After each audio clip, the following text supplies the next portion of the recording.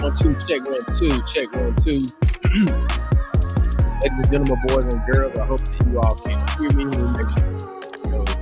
We are joining the debate live, join the watch party with us, and we'll add this to our broadcast. Here we go.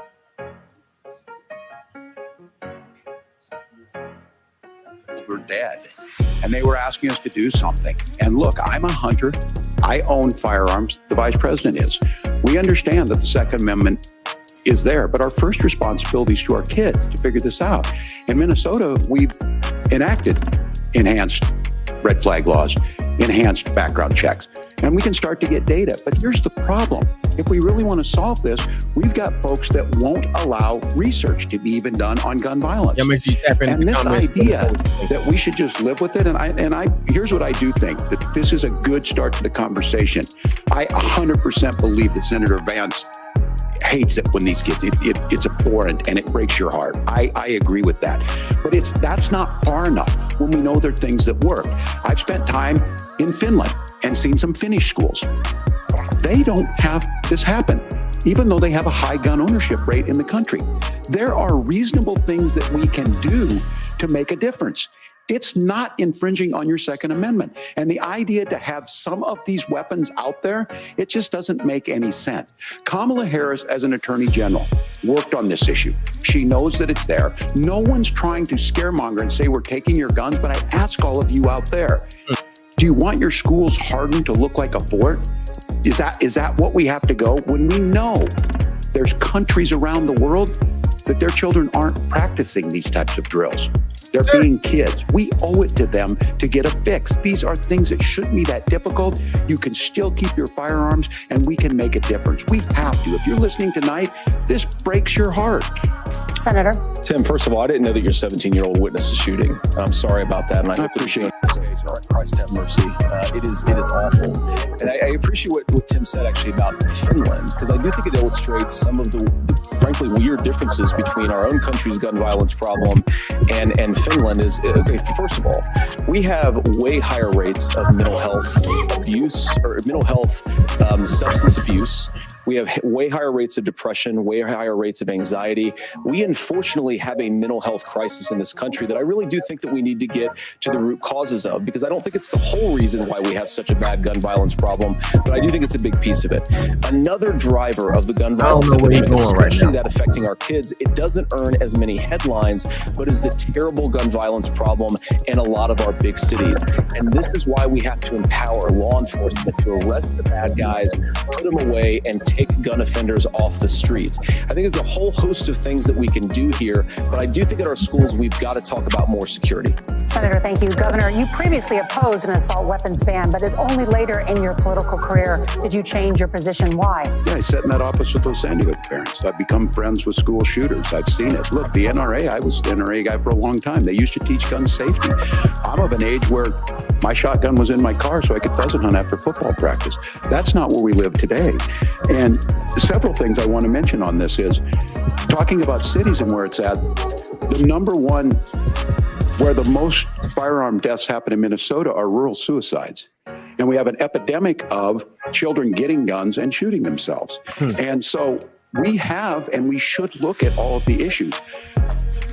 Making sure folks have health care and all that, but I want to be very careful. This idea of stigmatizing mental health, just because you have a mental health issue doesn't mean you're violent. And I think what we end up doing is we start looking for a scapegoat. Sometimes it just is the guns. It's just the guns. And there are things that you can do about it. But I do think that this is one, and I think this is a healthy conversation. I think there's a capacity to find solutions on this that work, protect Second Amendment, protect our children. That's our priority. Gentlemen, thank you. Margaret. Thank you, Nora. Let's turn now to the top contributor to inflation, the high cost of housing and rent. There's a shortage of more than 4 million homes in the United States, and that contributes to the high housing prices. Governor Walz, the Harris campaign promises a $25,000 down payment assistance for first-time home buyers and a $10,000 tax credit. They also promise to build 3 million new homes. Where are you building these homes, and won't handing out that kind of money just drive up prices higher? No, it's not handing out. First, let me say this issue of housing, and I think those of you listening on this, the problem we've had is that we've got a lot of folks that see housing as another commodity. It can be bought up, it can be shifted, it can be moved around. Those are not folks living in those houses. Those of you listening tonight, that house is a big deal. I bought and owned one house in my life. My mom still lives in the house where I was. And when I think of a house, I'm thinking of Christmas services after midnight mass where you go with your family. We need to make it more affordable. And one of the things, as I said, this program that the Vice President is pushing forward and bringing a new way of approaching this is something we're doing in Minnesota from that lead. We in the state invested in making sure our housing was the biggest investment that we'd ever made in housing. It starts to make it easier. We cut some of the red tape. Local folks, look, we can't do it at the federal level, but local folks make it easier to build those homes. And then that down payment assistance. I can tell all of you out there, certainly for me, using the GI Bill was one thing, but a veteran's home loan, the big thing about a veteran's home loan is you don't have to pay the down payment. Those are things that make it there. Now, look, you're going to pay it back and you're going to pay your mortgage. Those are things that we know in the long run, the appreciated value, the generational wealth that's created from it. And I will give Minneapolis an example. Minneapolis is the one city where we've seen the lowest inflation rates. We've seen a 12% increase in stock because we put some of these things in. And we're implementing a state program to make sure we give some of that down payment assistance. We get it back from people because here's what we know. People with stable housing end up with stable jobs. People with stable housing have their kids able to get to school. All of those things in the long run end up saving our money. And that's the thing that I think we should be able to find some common ground in, but we can't blame immigrants for the only reason. That's not the case that's happening in many cities. The fact of the matter is that we don't have enough naturally affordable housing, but we can make sure that the government's there to help kickstart it, create that base. Governor, your time is up. Senator Vance, as far as your campaign's position, the promise is to seize federal lands to build homes, remove regulation, provide tax breaks, and cut back on immigration, which you say pushes up prices. Where are you going to build all the new homes you're promising, and what part of any of this plan will provide immediate relief? You have 2 minutes. Well, first of all, Tim just said something that I agree with. We don't want to blame immigrants for higher housing prices, but we do want to blame Kamala Harris for letting in millions of illegal aliens into this country, which does drive up costs, Tim.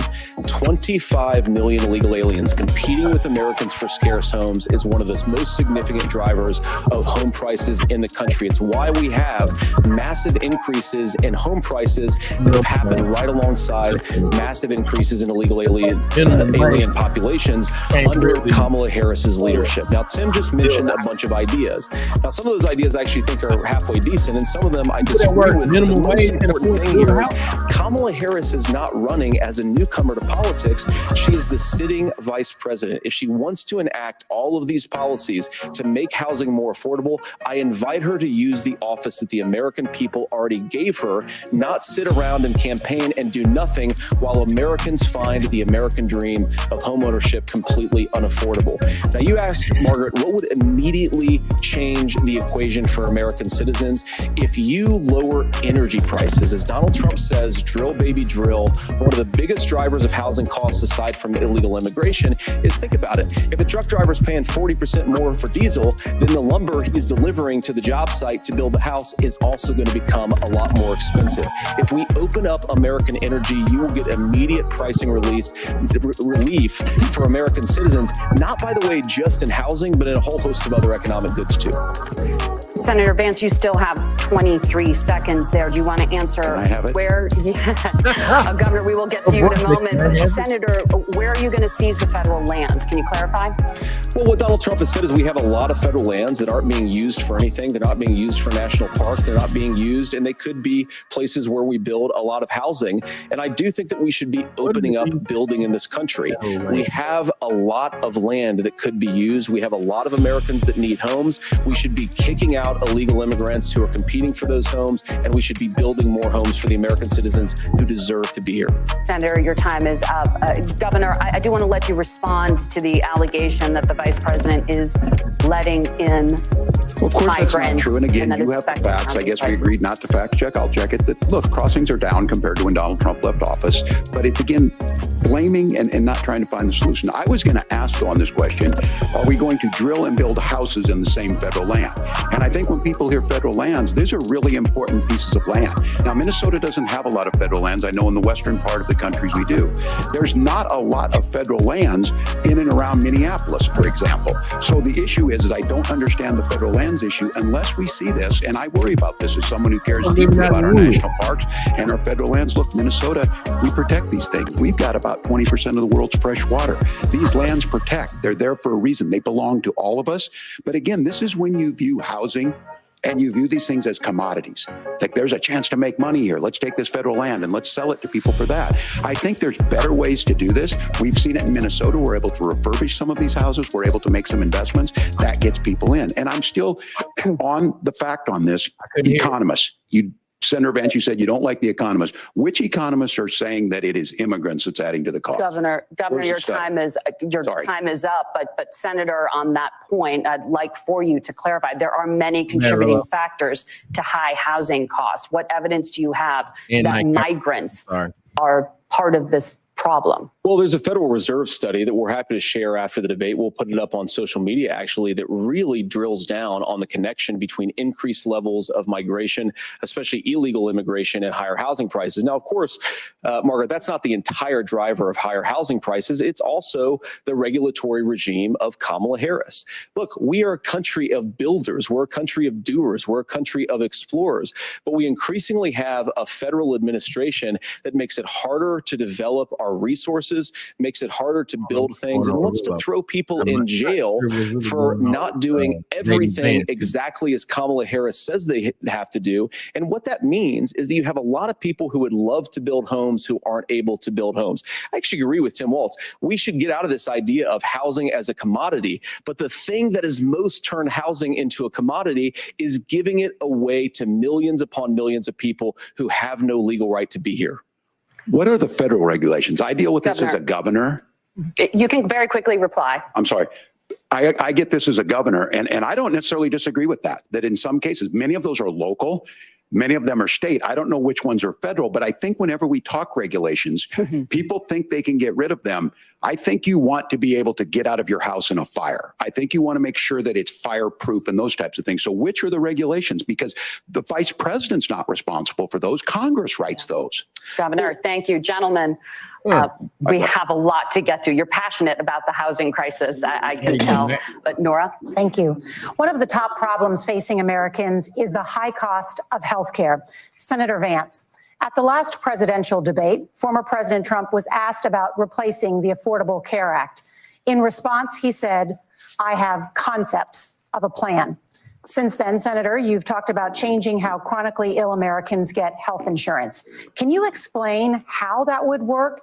And can you guarantee that Americans with pre-existing conditions won't pay more? I'll give you 2 minutes. Well, of course, we're going to cover Americans with pre-existing conditions. In fact, a lot of my family members have gotten health care.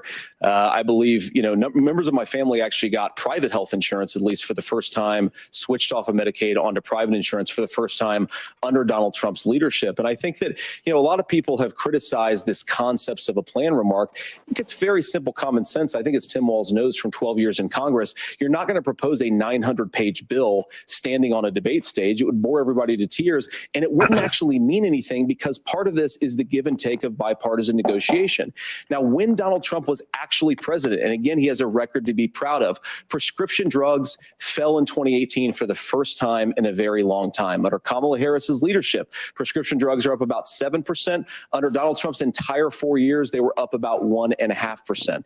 He introduced pricing transparency. You think about healthcare. You go into a hospital, you try to buy something, and nobody knows what it actually costs. that price transparency will actually give American consumers a little bit more choice and will also drive down costs. And we talked about, the reinsurance regulations is what I was talking about. Look, Donald Trump has said that if we allow states to experiment a little bit on how to cover both the chronically ill, but the non-chronically ill, it's not just a plan. He actually implemented some of these regulations when he was president of the United States. And I think you can make a really good argument that it salvaged Obamacare, which was doing disastrously until Donald Trump came along. And I think it's an important point about President Trump. Of course, you don't have to agree with everything that President Trump has ever said or ever done. But when Obamacare was crushing under the weight of its own regulatory burden and healthcare costs, Donald Trump could have destroyed the program. Instead, he worked in a bipartisan way to ensure that Americans had access to affordable care. It's not perfect, of course, and there's so much more that we can do. But I think that Donald Trump has earned the right to put in place some better healthcare policies. He's earned it because he did it successfully the first time. Governor? Life. All right, here's where being an old guy gives you some history. I was there at the creation of the ACA. And the reason it was so important is I come from a major healthcare state, home of the Mayo Clinic, home to Medical Alley, 3M, Medtronic, all of those. We understand healthcare. It's why we're ranked first on affordability and accessibility and quality of healthcare. And so what I know is under Kamala Harris, more people are covered than they have before. And those of you listening, this is critical to you. Now, Donald Trump all of a sudden wants to go back and remember this. He ran on the first thing he was going to do on day one was to repeal Obamacare. Yep. On day one, he tried to sign an executive order to repeal the ACA. He signed on to a lawsuit to repeal the ACA, but lost at the Supreme Court. And he would have repealed the ACA had it not been for the courage of John McCain to save that bill. Now, fast forward, what that means to you is you lose your pre-existing conditions. If you're sitting at home and you got asthma, too bad. If you're a woman, probably not. Broke your foot during football, might kick you out. Your kids get kicked out when they're 26. Kamala Harris negotiated drug prices for the first time with Medicare. We have 10 drugs that will come online, the most common ones that'll be there. But look, this issue, and when Donald Trump said, I've got a concept of a plan, it cracked me up as a fourth grade teacher because my kids would have never given me that. But what Senator Vance just explained might be worse than a concept, because what he explained is pre-Obamacare. And I'll make this as simple as possible because I have done this for a long time. What they're saying is, if you're healthy, why should you be paying more? So what they're going to do is let insurance companies pick who they insure, because guess what happens? You pay your premium, it's not much. They figure they're not going to have to pay out to you. But those of you a little older, gray, got cancer, you're going to get kicked out of it. That's why the system didn't work. Kamala Harris will protect and enhance the ACA. Governor, thank you. Senator, you have not yet explained how you would protect people with pre-existing conditions or laid out that plan. We currently have laws and regulations in place right now that protect people with pre-existing conditions. We want to keep those regulations in place, but we also want to make the health insurance marketplace function a little bit better.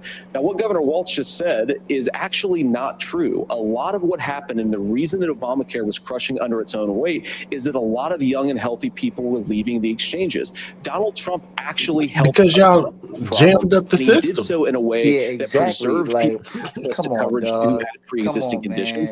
But again, it's something that these guys don't remember that? Make a lot of claims about if Donald Trump becomes president, all of these terrible consequences are going to ensue. Because of what the Republicans did. Do you want to discuss now? We're going to keep watching. In the lead up to 18 elections. Come on, go look. Let's discuss. Let's discuss. Because hey man, so for me, what'd you say, Chuck? I say let's discuss. Look, I went on. All right, man. So what I always say is, did we start the show off? Yeah. Well, we live. Look, Matt, what up, dog? I went on two bus tours, right, around the country, bro. That literally was on saving the Affordable Care Act. This is a fact, right? One name Drive Fire Alive, other name Save My Care. The Drive for Our Lives, which was in tandem with Healthcare Voter, ended up being in about 20 some odd districts throughout the United States. Highly contentious, some leaning Republican, some even likely, but a lot of those flipped. And they flipped because many Americans, conservative or progressive, didn't really understand what was going on with why the Republicans, or if the Republicans were to repeal the Affordable Care Act, why would that why would that adversely affect their health care plans, right? Or their ability to remain on health care. And this whole debate about pre-existing conditions and why JD Vance couldn't make a plausible argument to keeping folks on, or the plan, or the whatever it would be to keep folks on, or the inability for healthcare companies to kick people off with pre-existing conditions, because there is no plan in the actual Republican book, because they were the same people that were trying to get it repealed. Into Governor Walz's point, which is the only person that saved, as a Republican, that saved the Affordable Care Act was John McCain, because he knew the writing was on the wall. If he would have actually not filed his moral compass, not Republican agenda or Democrat agenda, but doing what's right by American people, then the Affordable Care Act would have been repealed. The only thing that honestly really gutted the Affordable Care Act, which a lot of folks don't agree with, which is the individual mandate, which is really alluding to what Tyson was talking about and how it got jammed up. Because when the Supreme Court actually gutted the individual mandate, it then set the course to allow young people who were healthy to remove themselves from the exchange. And when they did that, premiums rose because it was less healthier people in the pool. So our grandmas and grandpas and aunties and The uncles, people who desperately needed those access who to really care. needed access to health care, then couldn't afford it. So the hallmark or core tenet of the Affordable Care Act ended up being, so then they had to figure out ways in the aftermath of the Supreme Court decision. And so that's kind of like really how they got there. If folks are kind of wondering on why premiums rose, is because the Supreme Court gutted the individual mandate, which was one of the hallmarks of the Affordable Care Act.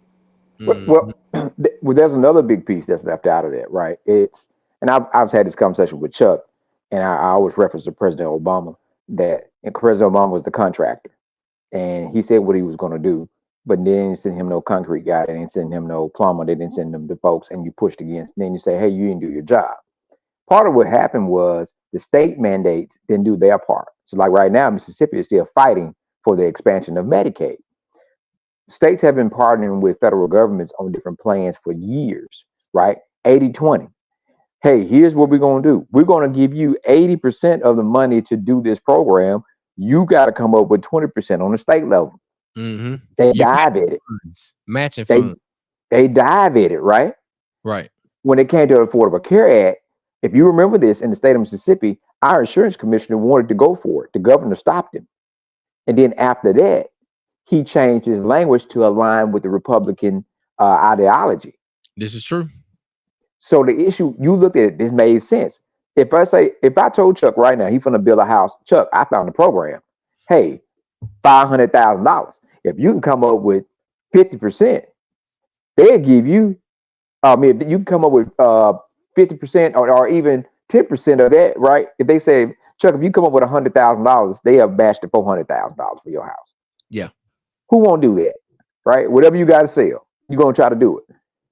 They did it because of that. That's another thing that hurt the overall system of healthcare, because the states didn't do their part, because you would have put millions more people on that program, which was to lower the premium as a whole, but the states didn't do it. That's why, Mac? It's the same fight. 35 and because 35% or 35 of the state legislatures are GOP controlled. In those states know that if they accepted that federal mandate and accept federal monies, they have to abide by federal rules. At the time, who was in office? Democrats were in office. And then even when Democrats weren't in office, they tried to railroad the entire system to show that it was a complete failure. So instead of playing nice in the sandbox, that was a good idea for political power and political gain, they would rather ruin the vast majority of Americans and what they can actually receive because of a political agenda. Look, man, when at the end of the day, that's exactly what it does. It leverages into talking points. You do something so that eventually you can write a campaign speech and throw out a couple of talking points, and it becomes a soundbite of the day. And you're not putting yourself in a position to say, I care about my neighbors. I care about even though I don't know who Tyson's neighbors are, I know Tyson and I know Cirillo, and I know they got neighbors and they want nice people to be next to them and be nice neighbors. You can't have a nice neighbor when you got a sick neighbor. We don't talk about all of this, honestly, is about the setup. And they have been setting up this for a long time. Even when they get into talking about the gun violence, we understand what they've been doing in our communities. We understand that even how they wanted to set up this argument, and even in the gun violence aspect of when they were talking about it, talk about school shootings and then try to talk about Mexican drug cartels. Hasn't been one Mexican drug cartel that has committed a mass shooting at these schools. It's been white men with registered guns. That's who's done it. And so that gets beyond it. So it's kind of diverting over here to talk about the issues that they want to bring up and the people they want to demonize. But also when we talk about the gun violence that's happening in our community, if we go into our pawn shops, they got these broken guns. If we go into we go and talk about where these guns coming from, they dropping these guns off in these big caseloads for us to have in our communities. And they've been doing this all along. In the meanwhile, as soon as we got into the point of talking about the things that were happening in our community, standing up for ourselves, and all of a sudden the guns start coming in over and over again. Same thing with the fentanyl, same thing with all the rest of the stuff. They set this shit up in order to get there, and then they use it against us. Well, here's the thing about it, the double talk. That's why I say I laugh at it, because it's so funny. You know, I always say white folks, they lie about what they lie about, right? They the most understanding, not understanding. And I'm talking about the conservative spin, right? You don't understand it. You don't get it. I've heard the same tactic every time there's something on the table that you don't want to put in, right? So we talk about the school shooting that just recently happened. Mm-hmm. You are running for vice president. You gave the same exact response that the person that's running for president. The same exact response that I've heard other white folks respond to is, well, I really don't know too much about the subject, so I can't say anything. But other stuff, right? When it comes to us, all sorts of commentary. We have been on social media and see them troll, even with trying to get into StreamYard and troll us. You got everything to say, right? But when it comes to you, why can they profile me, Tyson, Chuck, Cirillo as street thugs just because we black? But you can't profile a domestic terrorist, because the average domestic terrorist is the average looking white boy. It's implicit bias, right? I'm gonna tell you why. Because that's their brothers, their cousins, their uncles, and their aunties. And so when it's your people and your granddaddy, right? And whoever it is, ain't no great different. So when your people getting exposed as such, and you're a part of this kind of nefarious domestic terrorist kind of groups. And by the way, the Southern Poverty Law Center back in 2016 named over 150 Samar domestic terrorist groups. Known. Hate watch. Yep. It's known now. And now you can go in a congressional record from the actual subcommittee on counterterrorism intelligence. Yeah. This subcommittee, led by none other than my former Congressman Cedric Richmond from the great state of Louisiana, the 2nd Congressional District of Louisiana, brought about this because it was in April. I remember this day because it was a day in which folks wanted to leave for Easter break. It was a damn Thursday. And it was the last flights out, and everybody wanted to leave and everything. And they actually made them read into the record every single known domestic terrorist organization in this country. And this is not just SPLC. This ain't Hate Watch. This is also FBI records. This is actually literally federal investigations on people that are operating amongst us. And I heard somewhere that says in the Constitution and also in the oath of the president that I will defend this country against what? Domestic and foreign. And so, the thing is though, is that while we worrying about migrant folks, and I agree, man. Look, I don't want to get caught up in this whole rhetoric about immigrants and stuff like that. I agree that our border should be secure, regardless of whether it's southern, northern, eastern, or western, right? I feel like every corner of the United States should be protected, right? But as it pertains to gun violence, though, and who's doing the gun violence, I mean, we can pull up the receipts, and I feel like we just talking, and this is why we had on our back channel we was talking about um who's listening. I don't know who's exactly listening, but anybody that's actually like taking in truth as if Venezuelans and Colombians and Mexicans and other Hispanic folk and Latinx folks are part of the mass shooting population. This is why we no look. Look at the receipts over the past decade. I guarantee you might find one person of color, but through it all, you're gonna find a majority is gonna be young white boys or older white gentlemen out there doing the mass shootings. That's just but facts. you said a word there, Relo. You said secure. You want the borders to be secure wherever, right? And I think that idea of what a secure border is, they take and exploit that. And I don't think we are saying the same thing when it comes to a lot of people. When we think about security, we think about some of the things that are happening across the world, which America is mostly responsible for.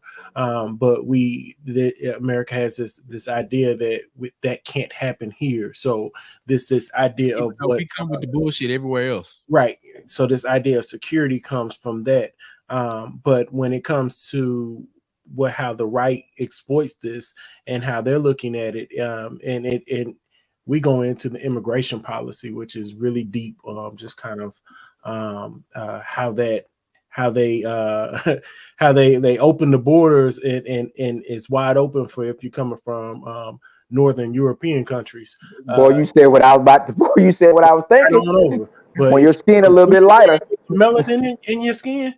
The quotas start to decrease, and then if you do have melanin, you got to be exceptional, like the exceptional of your country, to even just get a chance to come over. So, and that's by just a small number. And then this gets into why we're talking about the Haitians right now, right? And understanding Black folks got to understand as well too. Shit, you don't know if I'm Haitian. I don't. My family came in. I traced it back. We come from Francophone countries, Cameroon, and Gabon. So we could have very well came through the same areas. But digress. But then when we get in to talk about what our borders are secure, they want to make sure that Black and brown people don't come in because population is shifting. That's all. But Tyson. Go ahead, Matt. Tyson, one of the things you said when what Cirillo I was about to say was when they see us, they don't see themselves, right? Yeah. That's the biggest thing. When you look at us, even when we are working and wearing the different positions, we don't see ourselves. That has been the biggest thing about brainwashing and making sure. Now, here's great about it. Majority of us on this call, well, me and Chuck, country as hell, right? We can sit down and have a whole conversation with the average redneck, with the average white boy. We like the same shit. We like hunting. We like whiskey. We like the same stuff. But we will have folks that divide us to not see the same thing because the rules and regulations are going to be different. If something happened, how they handle Chuck and I and how they handle them is totally different, right? They have conversation. And when we just talked about the immigration piece, Tyson hit the nail on the head. I remember one of our friends, and I won't call his name to embarrass him, who were working in Holmes County as an organizer when September 11th hit, and they pulled this man out the car on 55 because he was light-skinned, had a beard, and he used to tie his t-shirt around his hair. That happened across the country. If you were African-American or Hispanic, they didn't know the difference because of implicit biasness and ignorance. They didn't know the difference between how somebody looked from somebody that's Middle Eastern because you are a fair skin, but you was not white. And they did not understand it. And they still don't understand it because they still make different rules for different people. We are in this position because of an ideology, because people push an ideology of what they want to see and not seeing what really is. And that's what we hear coming from different sides. But the thing about it is that sword cut both ways. And that means accountability from us as average people to hold folks accountable when they're saying dumb shit, when they're saying bullshit, whatever it may be. and make sure that we do our due diligence and fact check. The biggest thing why they don't want you to fact check because they don't want you to let people know that you lying in the middle of your speech. Let us go do the homework and figure out if It you was lying. a whole heap of lies that have around. Now, the one thing that I like to add to our debrief of this debate, Walz, he threw around a scripture, or he referenced scripture. Matthew 25. Yeah, Matthew 25. And conservatives tend to speak about their reverence for scripture and the Bible. But one of the things that I know that the Bible says is that when you're dealing with your how can you say you love God and not love your fellow man, right? How can you say that you are going to you subscribe to the tenets of Christianity, but you're not willing to extend grace to the people that need it most? So, like, I'm sick of all of the rhetoric as it relates to, we're trying to, right the life, and we want to do right by God's word. But you're willing to extend grace to people that shoot up schools, but no grace will be extended to a young lady who was raped. Yeah, Like, I mean, grace, like Max said, that's a two-edged sword. Like, if you really want to use it, like let it cut. Let grace go both ways. That's my point. But Chuck, let me tell you something about when it comes to the Bible, right? They lie about the lie they lied about. Everything is always based on when it's beneficial to them. Now, That's Jesus. You brothers are very educated and intelligent. Question: was America founded on Christian values? Yes or no? No. What about you, Cirillo? I mean, I think that like the fact that in God No. we trust, is on I'm, in a lot of things that you see, right? Insignia, symbols, whatever. I think in theory it was built upon Christian values. I think that in practice, I mean, there's no way that you can be, to your point though, right? If you're gonna have grace, you have grace for everyone, right? So I think that like in truth, it no, was built upon it. I think it was tried, God, but no, it wasn't. no, it wouldn't. No, the word no, God doesn't belong with, I no, hate to say it, 'cause I'm a Christian, so I believe it, in one hand, but Yeah. the word God doesn't belong to Christians. no, Tyson. That's not what I'm getting at.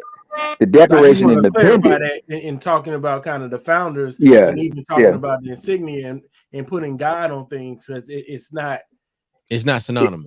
It doesn't mean Christianity. Oh The yeah, for Declaration sure. of Independence states it does not matter for what my brother believes. It does not take a dollar out of my pocket, nor do it breaks my leg. America did not start to use Christianity until later on when they could figure out how they can control the masses of people. So the Declaration of Independence states that America was not built on Christian values because the reason that they came to this country was for freedom of religion, There you go. to be able to worship like you want. Again, going back to how they use the Bible, separation of church and state. We know about separation of church and state. Comes down to money. The king want money. The church got money, right? This is New Rome. America is New Rome. So in the Come, same come on, way, come on, come you on. look Take me at to Steve Pontius Robinson. Pilate, Come on, Steve Robinson. who overseed, Jesus' execution. He wasn't Jewish. He wasn't of any faith. He was a representation of the government, and the government doing the will of the people. And at that point in time, the Jewish people, and I'm not even getting into the whole craziness. I just want to talk about what the Bible say, and not in world context of what we're saying, so we don't get flagged and all the rest of that stuff. Craziness, but look, from where that was at that point in time, they were the ones who were able to sway the government. So they did what the people, the will of the people, and the same that we have now with our government, it is going to submit to the will of the people. And so it wasn't until you had enough people that came over who wanted to take Christianity and abuse it and turn it the way that they did, the same way they did across the globe. Right. And use it to abuse, and then they infused it into the government because it was a method of control. But you said people. Remember, we weren't people. That we were not people. We were not people. But look, let's fast forward this to to today and how important it is for us to participate in local elections, because we keep, Tyson, you said the will of the people. There are people that should be represented by their elected official. But if we're not running for these offices, like, and I speak to South Mississippi, you have offices that there's no other, there's only one person running. Right. They're running no contender. Right. Yeah. So, one, if we don't have people running, two, if we don't have people voting, then the will of the people is the people that are voting and whoever voted for them. So we talk about Declaration of Independence, we talk about the, at the federal level, but at the end of the day, we're putting the people in the Senate and in the House, or we're not putting people in the Senate and the House because we haven't been participating in elections, or we haven't been participating in the elections down the ballot that support this particular system that needs to support us. I want to bring in just for a second, and we can jump off but into kind of the religious context of what we're talking about again too. Yeah. From going from Rome and talking about this until you get Constantine, who gets in power in Rome, who then brings in Christianity into that. That also brings into the power of shaping the narrative of what Christianity is and what it's going to be across the world and how they want to use to expand and go about.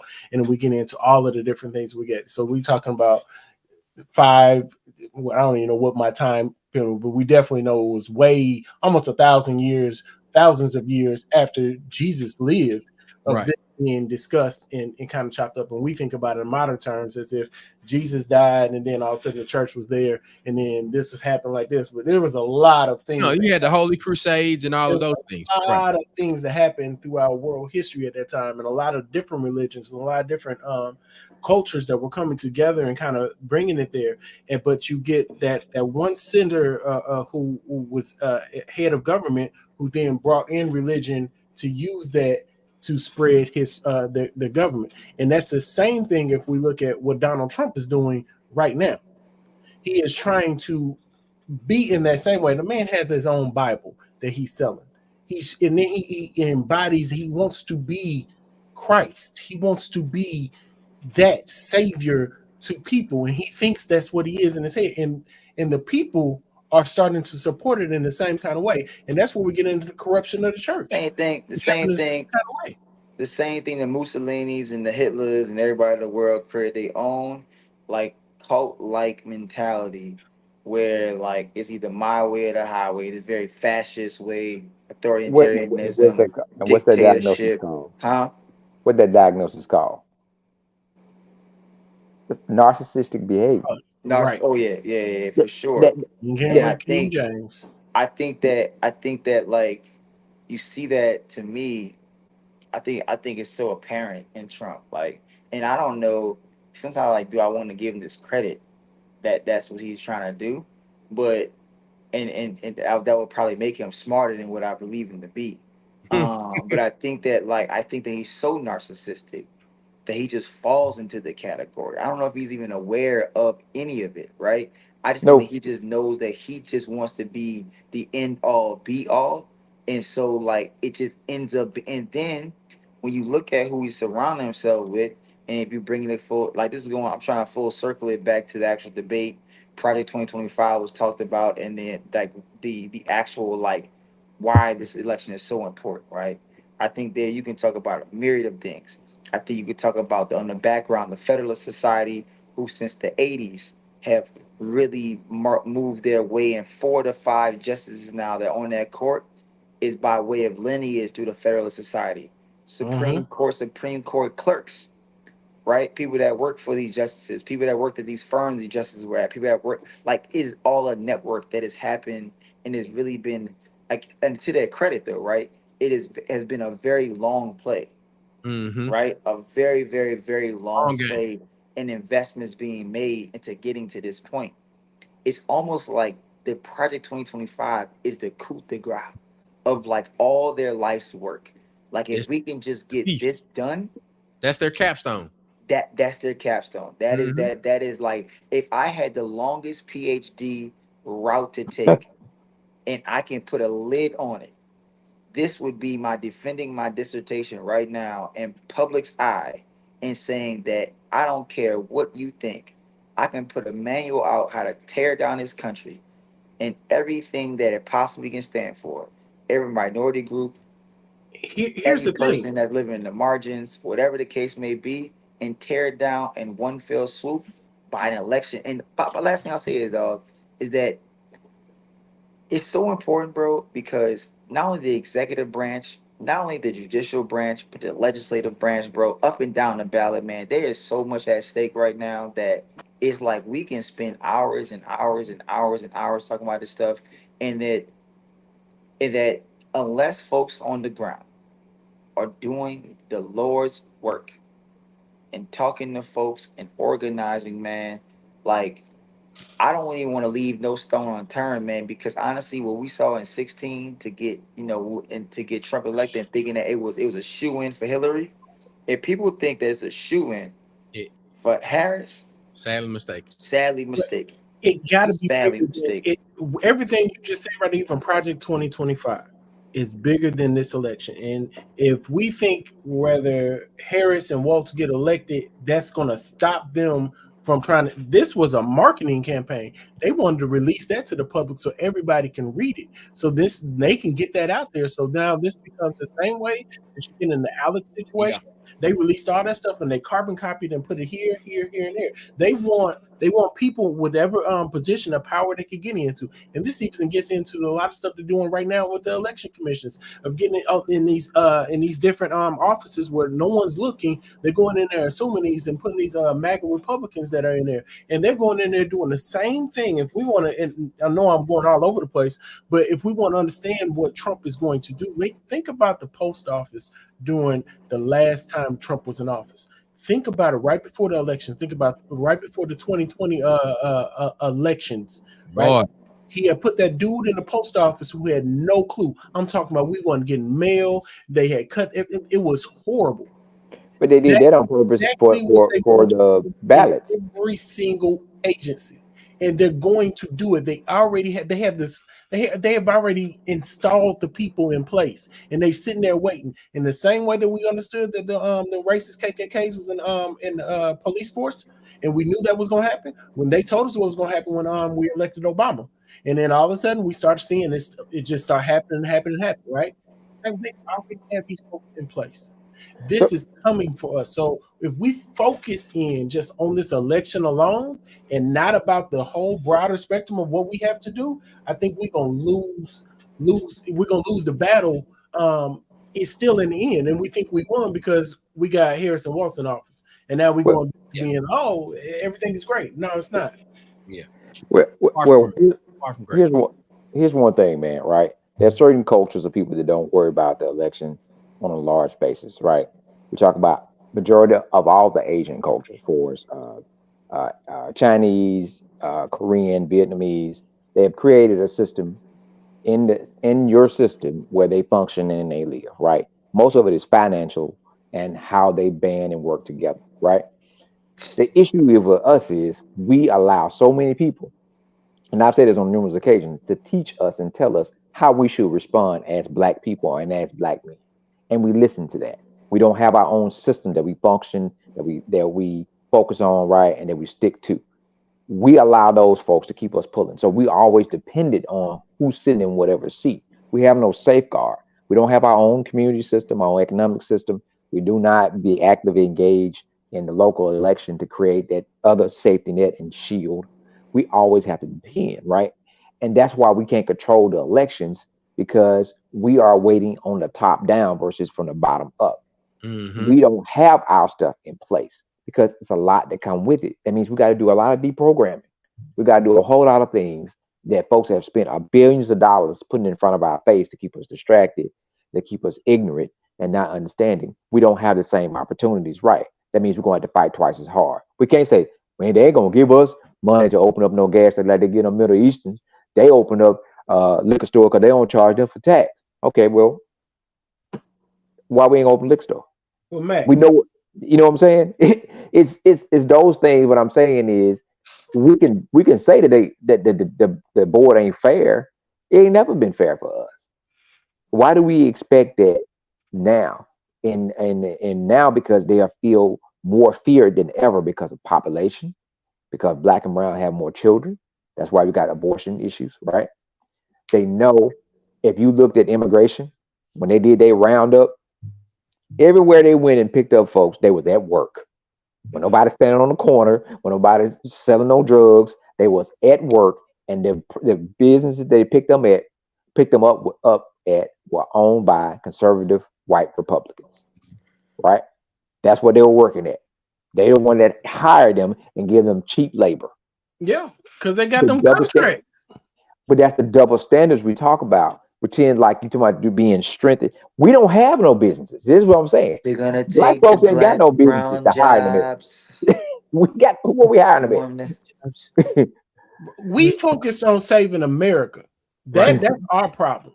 We as black people, we are focused on saving America. Save we are yourself. 13, maybe 15% of the population, because I know enough of us don't do the census, but we may be 15% of the population trying and that's a whole other conversation about that too, Tyson, and not to cut you off about the census. 85% of the rest of the population, and this is us, and we know, because we know who God, we know who we are, and we understand what's in us, and so it's not something that's insurmountable to us in our great heads of thinking. Just like we got a Kamala running now, just like we had Barack Obama, and I'm not saying that they are the saviors, but I'm saying in the sense of America, these are the people who have taken on these roles and begin to do these different things. But we have this sense that we got to save America, where we talk about the rest of those communities are focused on saving themselves.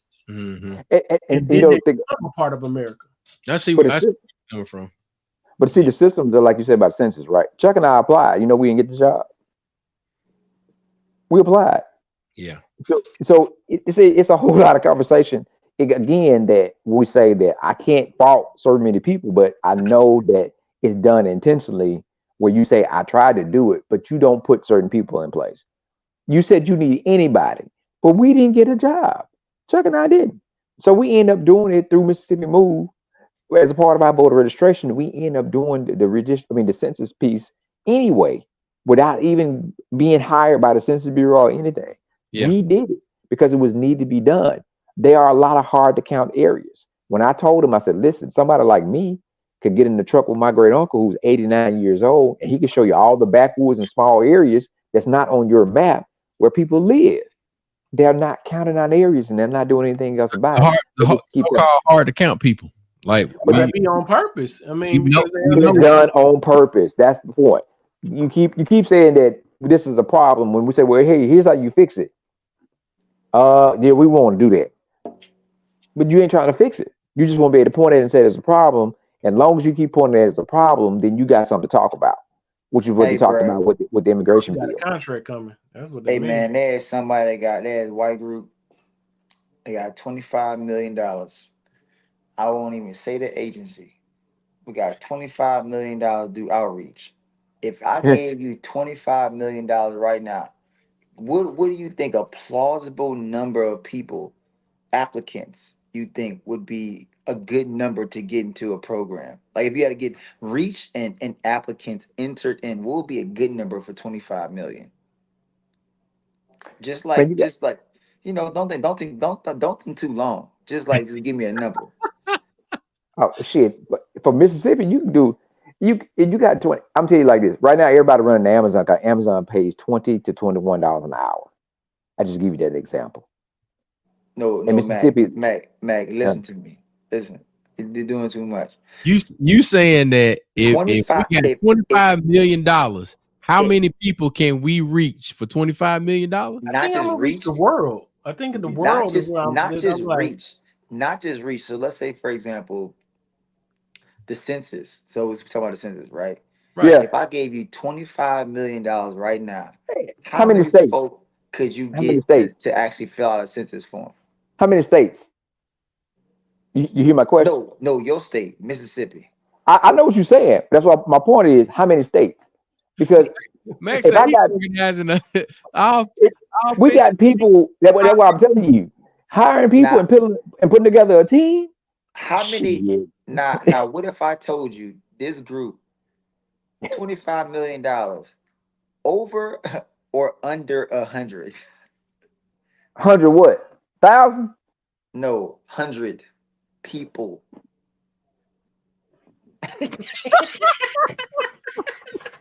Max said, take me out. Take me out. He ain't coming back. Mac retired. Hey, look, once There again, ain't no way, dog. the agency will not be named nor department, but there was a group that got $25 million to do federal work. And this is also a broader conversation, dog. This is Man. something that we really don't even get into. But this year, Oh, Lord. I'm just telling you right now, we should have a deeper conversation. And more black folk, really. Comms people, outreach, community workers, whatever, dog, should begin to actually come up with plans to literally get on federal contract. Yeah, bro. I'll just say that, man. I just say that, man, because I'm telling you Yeah. right now, I think Cirillo. people think it's harder than what it is. Bro, did you say 100 people? No, Oh I my. say over 100, over or under. I didn't even give you the real number. I didn't even get because Mac checked out. Cirillo, we It was registered folks to vote. 90. It was less than 100, between 90 and 100 people that gave $25 million to say, hey, we need people to enter into a program. Can you do outreach? And that's what they Cirillo. got. 20. Cirillo. That's criminal. But guess what? You think the people going to jail? Nope.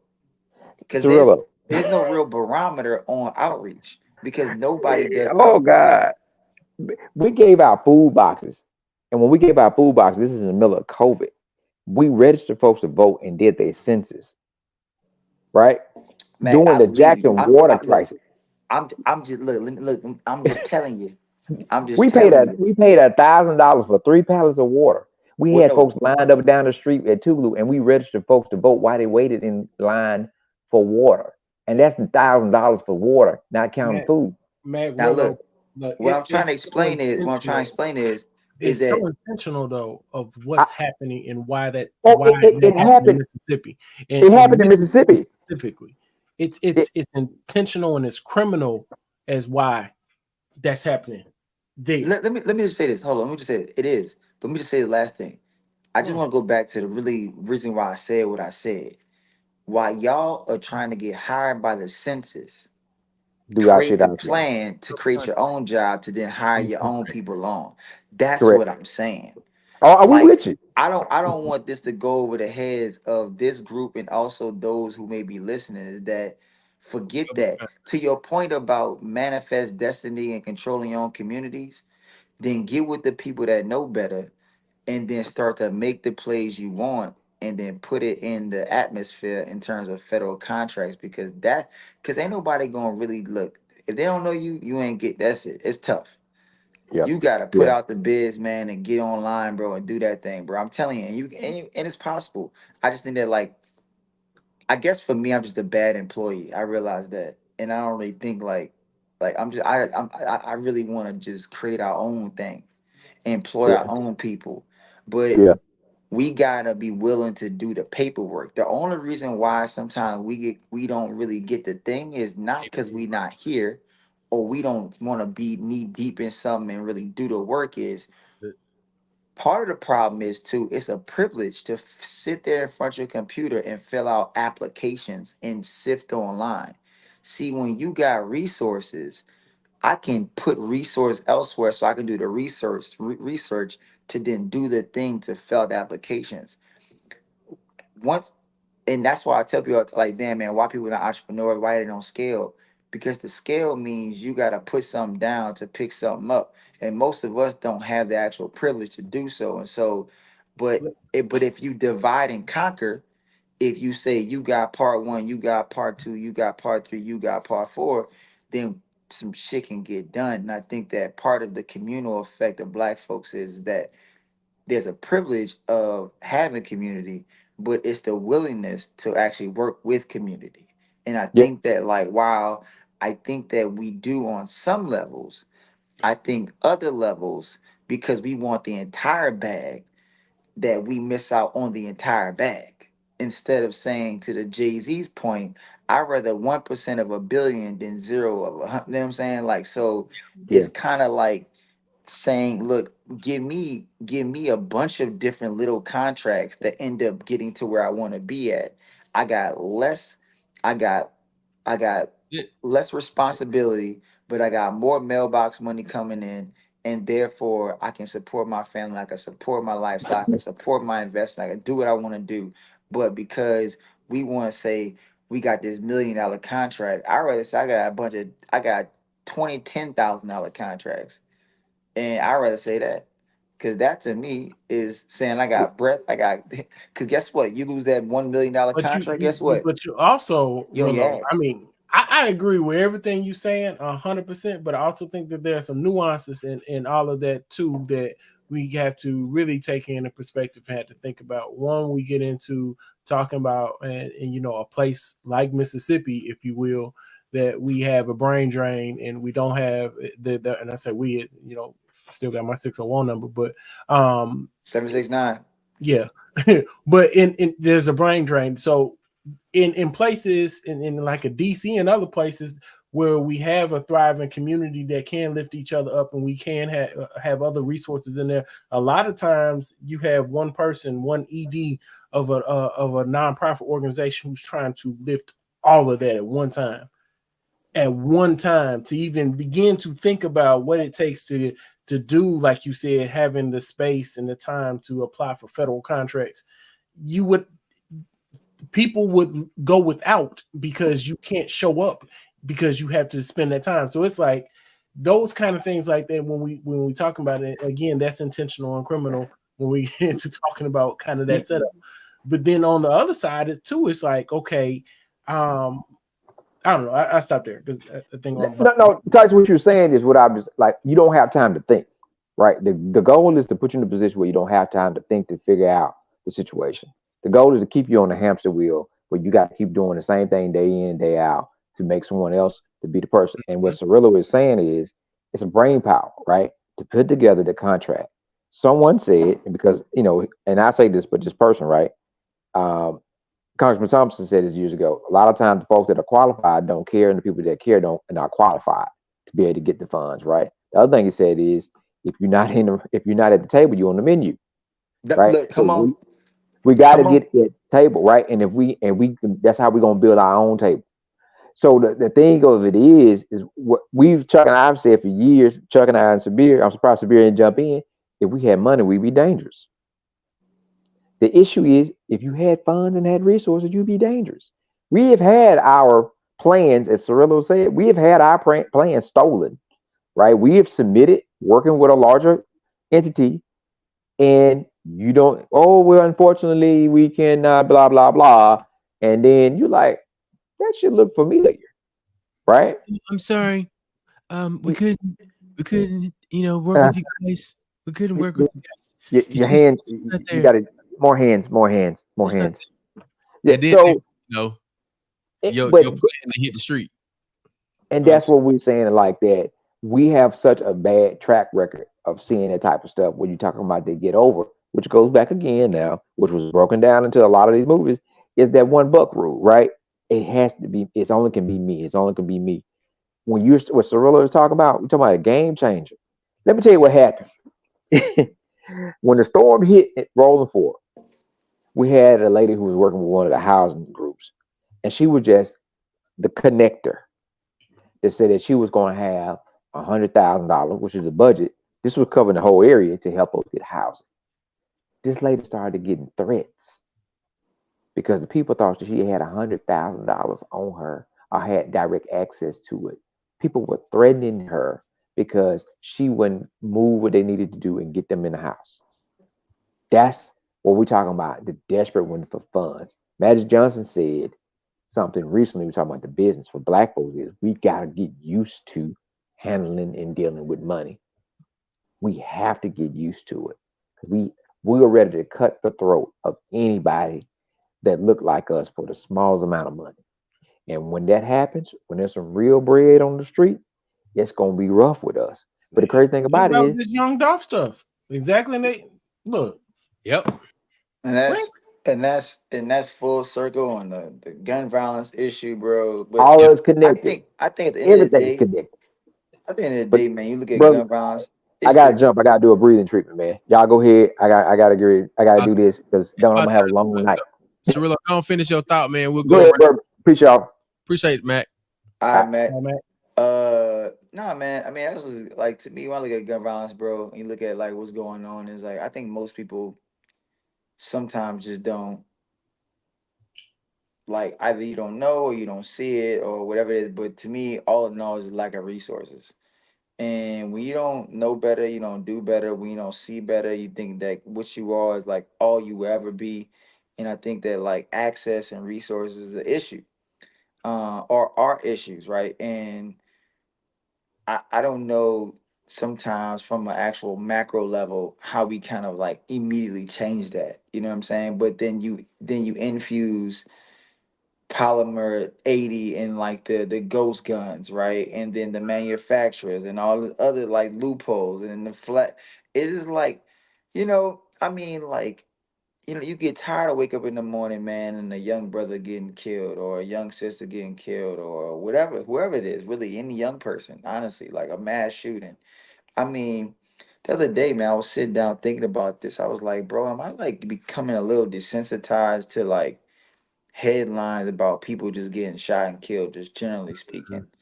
Because it's like I almost had to like almost like I had to start to like put um not restrictions, but I don't know what it's called, but like on certain things I'm receiving, so I just don't see it as much. And because after a while, I'm like, I know, in our group, bro, I feel like we pass a lot of stuff in our group chat, bro, and stuff like that. And but sometimes it be days when it just be like a bunch of negativity like floating around. Cause like I know when you in news and you do things, you feel like you gotta be the pulpit for the public, so to speak. And when you gotta be the bearer of bad news, people understand sometimes that being the bearer of bad news is also bearing the bad news. Like you gotta actually like sift through it, figure out this, and it's like ingesting and taking that all the time. It can like it's like it's rough, right? And I'm only saying that because like the gun violence piece really does, like, I think above all, there's a lot of things that really I think affect me, especially I look at this election cycle, look at the actual debate tonight, because I want a full circle on the debate. And you think about all the issues that are like healthcare and gun violence and immigration and homeland security or whatever it is, right? All these different, like, whether it be kitchen table issues like economy, blowing the budget and stuff like that. It's like at the end of the day, man, you sit back as just a ordinary, just average Joe person. You're not no megastar, you're not no politician. And you go, dog, like where do I fit in the grand scheme of all this? Like what is like, you know what I'm saying? Like day to day, like you just go around and you like, where do I really fit in? And when Yeah. I was in law school, bro, they had this little program, and it was essentially like every we can make massive ripples in our lives by treating each other better on a one-off level, right? Like, people always remember how you made them feel. And while I got many feels about this system and and how and what this system has beget in terms of racism and racist white folks and all this stuff. But one thing I be trying to do is like reprogram myself to just be a better person to people in general, right? Mm. Like just like kind of sometimes shut off this idea of Like if you look like this, then you automatically are this. You know what I'm saying? Because when you, and Tyson knows this, dog. When you work in politics, especially progressive or conservative movement work, organizing work, you almost begin to like program yourself to where you like live with this rage. Like you live with this level of like discomfort and discontent about like a certain group of people. And I'm not saying that like some of it ain't warranted, but when you live in it, you really can't ever escape it. Yeah, Like, and I feel like always there. sometimes, you know what I'm saying? And sometimes I be thinking about getting back into it, but then I be like, it's no, when you in it, there's no like I'm gonna go home and chill because But it's 20. I push back, Rollo. I say there is. I'm gonna go home and chill, and that's intentional as well too. Being in this work and doing this is something that, man, carrying that and also thinking through kind of like having that chip and that anger towards something, because if you will, it's a opposing side, and I'm supposed to take this side, they supposed to take this side, and now in humanity can't happen. So when it gets into it, I think even talking through this right here, because we live in such a polarized moment right now of Trump people over here and these people over here. And then when it comes to us and our Black community, then we're going to folks, and now we choosing sides in this thing too. And it's like, at the end of the day, I just see you as my brother and I see you as my sister. And at the end of the day, just like things that happen to me because I'm this color, that happen to you because this color. And if I let it happen to you, then I'm letting that happen to me kind of situation. So I'm going to look out for you. And not only because of that, because I love you. I love you as a human being. And that's what we're supposed to do. We love each other on that end. But I think it comes to a point of us being divided now over some political shit that ain't even our fight. This ain't even ours. At the same time, we are, look, we still trying to come together as ourselves and as a people. And I think again into that grace word that was used before in this moment of being able to give ourselves some grace and understand the timeline of where we are, opposed to where we have progressed as a people, and understanding that we just now seen freedom, you know, since 1864, 65, when was emancipation, that we seen freedom from then into where right now. So my grandmother's grandmother was a slave. Right. So she knew someone who was in slavery, and I knew my grandmother. So this to me is like this we are not that far removed. And right now, the onus is on us to catch up and be just like these other folks and and the rest of everybody else. One, it's an issue of assimilation. We are being penalized because we are not assimilating. And when we don't assimilate, that's the biggest thing right there. But assimilation also means that we have to be a second-class citizen to white folks, and we understand that. But some of us have massaged that in a way where we are benefiting for ourselves, while the rest of us have been still being subjugated. So it's to a point of like being able to say that where we are right now, we still have to be able to get this. They didn't get it right. Even in their whole American experiment that they had, they did not get it right at first. You have the mobsters and the gangsters and all the rest of the stuff and the killings they was doing to each other around that time. They were barbaric. They did all the stuff while enslaving us. They did all the stuff to themselves around that until they got to a point where you get this whole quote unquote civilized society that they live in. We still have to get to that too. So what we're experiencing right now is kind of like the boil. It's like when it starts to boil, it has to simmer down before we start cooking. But right now it's boiling and it's boiling over. If that analogy makes any sense.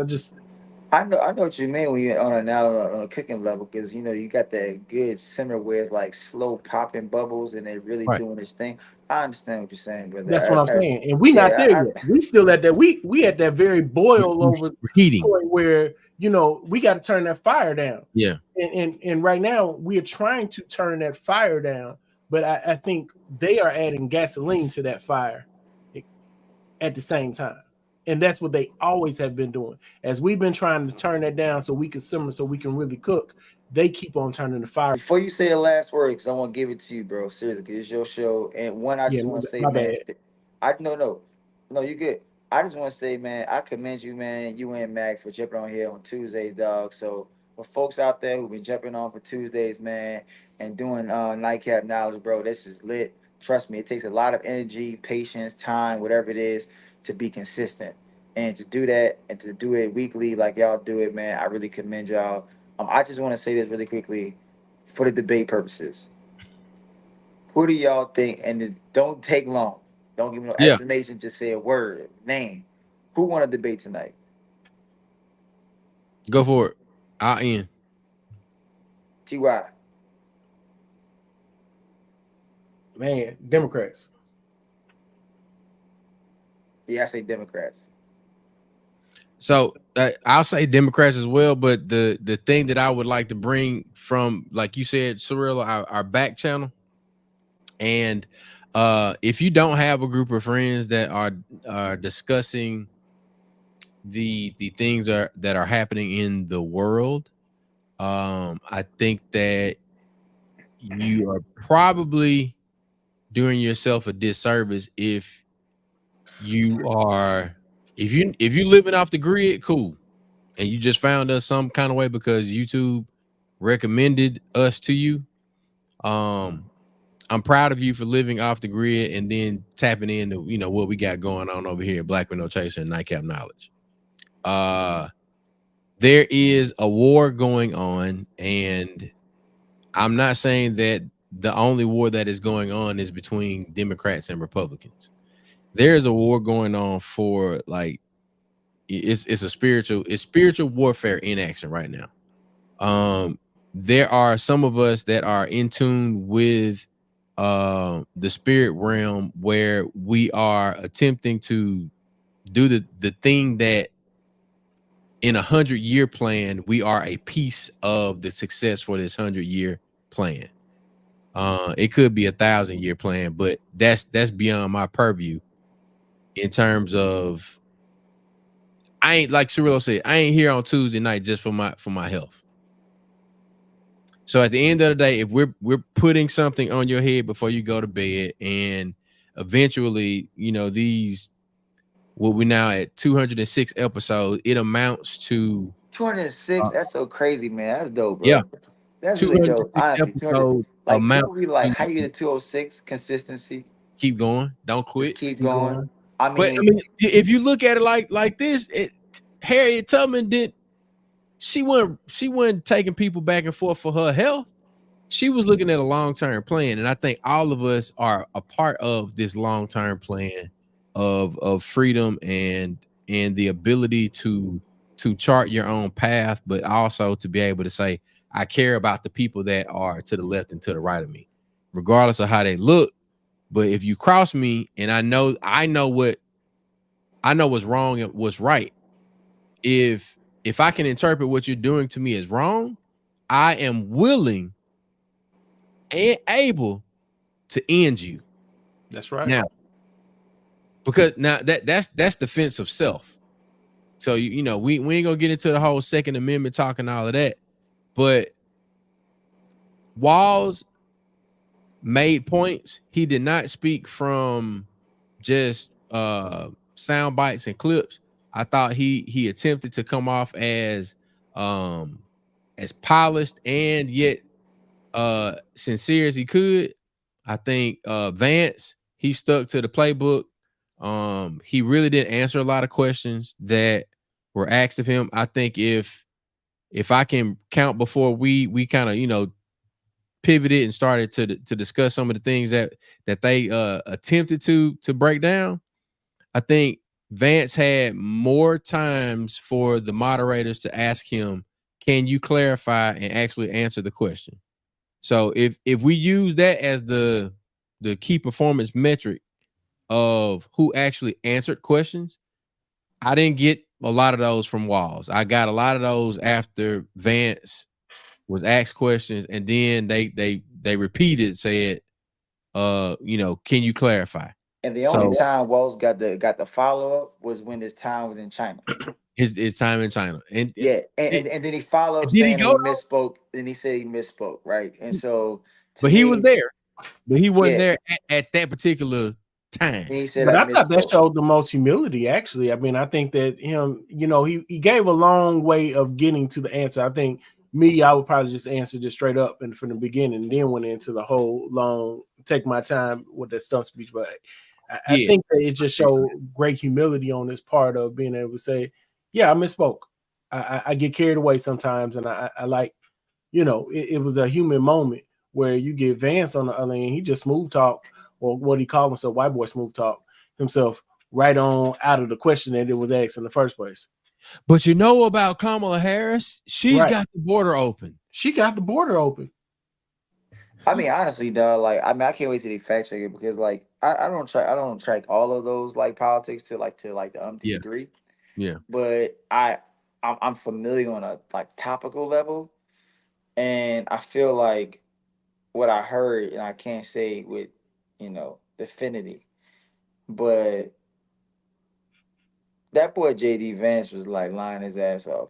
And it wasn't really just lies where you always blatantly lying, but it was those them random ass percentages. Yeah, you ever been to the creek, and they got that creek in the back of your little granddaddy uncle crib in the country, and it's a little creek that run on the back of the crib.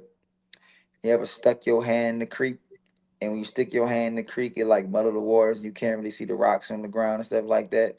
Mm-hmm. That's what he was doing. He was muddying the waters, so you can't really see clear through to the beautiful rocks ahead, or that was at the bed of the actual creek.